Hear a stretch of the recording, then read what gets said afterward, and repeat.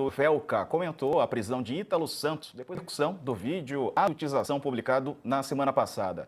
Ítalo foi preso hoje. Ele estava com o marido Isael Nata Vicente, ele é conhecido como Euro, em meio a investigações que têm o objetivo de combater os crimes de... Olha, mudando de assunto, a equipe jurídica do influenciador Felca comentou a prisão de Ítalo Santos depois da repercussão do vídeo adultização publicado na semana passada. Ítalo foi preso hoje. Ele estava com o marido Isael Nata Vicente, ele é conhecido como Euro, em meio a investigações que têm o objetivo de combater os crimes de tráfico humano e exploração sexual infantil. A defesa do casal afirma que eles são inocentes e estão à disposição das autoridades. O Ítalo foi belga em denúncia sobre adultização. Ele e o marido, portanto, são suspeitos de explorar crianças e adolescentes nas redes sociais. O Ítalo e o marido foram presos, eles estavam dormindo no momento em que a polícia cumpriu o mandado de prisão, né? Segundo o delegado, portanto, essa informação, 6 pessoas, todas maiores de idade, estavam na residência com os influenciadores. Essa informação também foi confirmada pelo delegado que comanda a investigação. Segundo ele, o casal não resistiu à prisão e abriu a porta para a polícia. Bom, vamos continuar nesse assunto, agora recebendo Pilar Lacerda, que é secretária nacional dos direitos da criança e do adolescente. Secretária, bem-vinda. Boa tarde. Bom, esse caso pode ajudar a criar uma regulação maior nas redes sociais para evitar a exploração de crianças e adolescentes?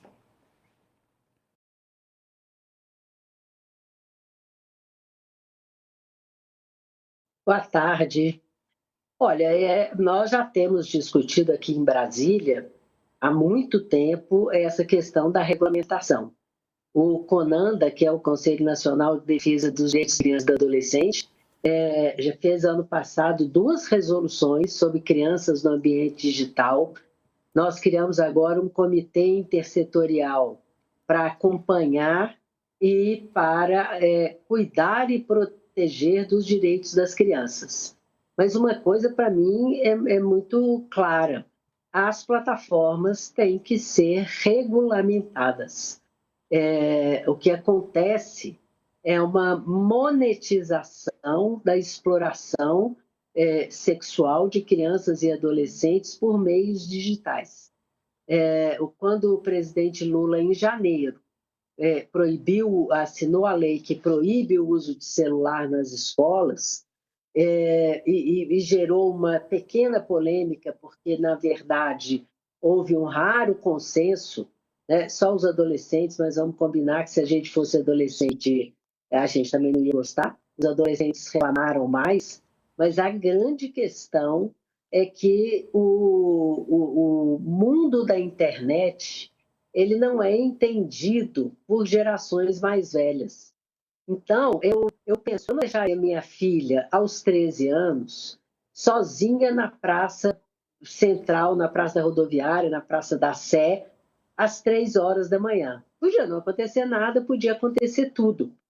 Nós, pais e mães, deixamos nossos filhos de 10, 12, 13 anos no quarto ao lado, na internet, e a gente dorme tranquilo porque ele está ali do lado. E ali pode acontecer de tudo. Então, o vídeo do Felca, primeiro porque muita gente não conhecia por causa das nossas bolhas, o vídeo do Felca teve uma repercussão imensa e ele alerta para isso, para como que o algoritmo funciona, o uso que é feito. Então, aquele cuidado que muitos pais e mães já têm, de não postar foto de criança em rede social. Nenhuma Pilar. foto. Se postar... Oi. Ô Pilar Sakamoto aqui, tudo bem? Prazer ter você aqui com a gente.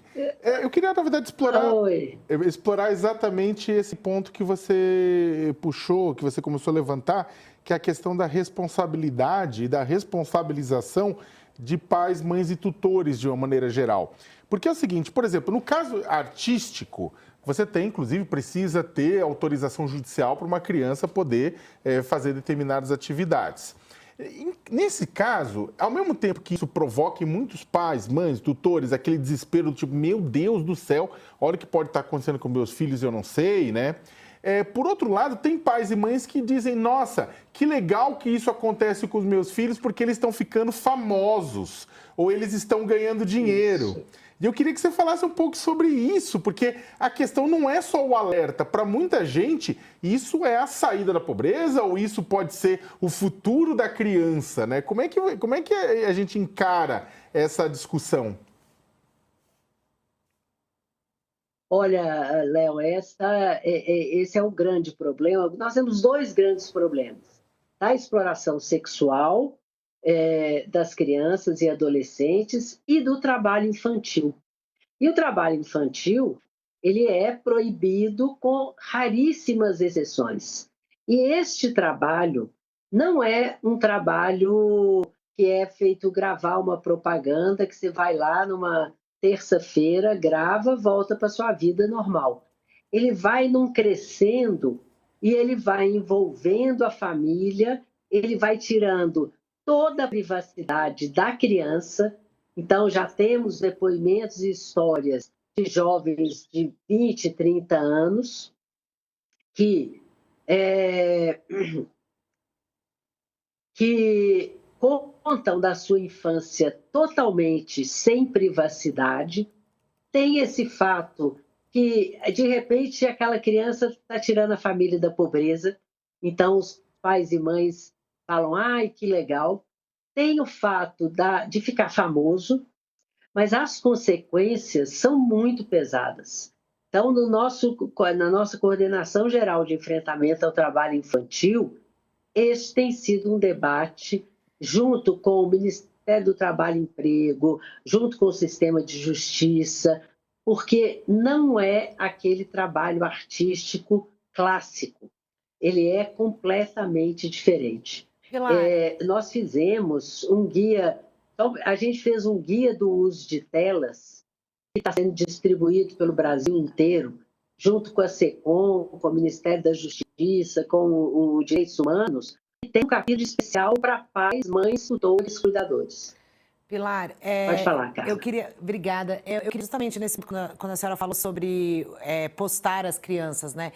Uma dúvida aquela que surge. E nas redes fechadas, também existe esse alerta? Também tem que ter cuidado? Por exemplo, uma pessoa que não é pública, que está mostrando ali só a criança fazendo aniversário de 1 ano, por exemplo.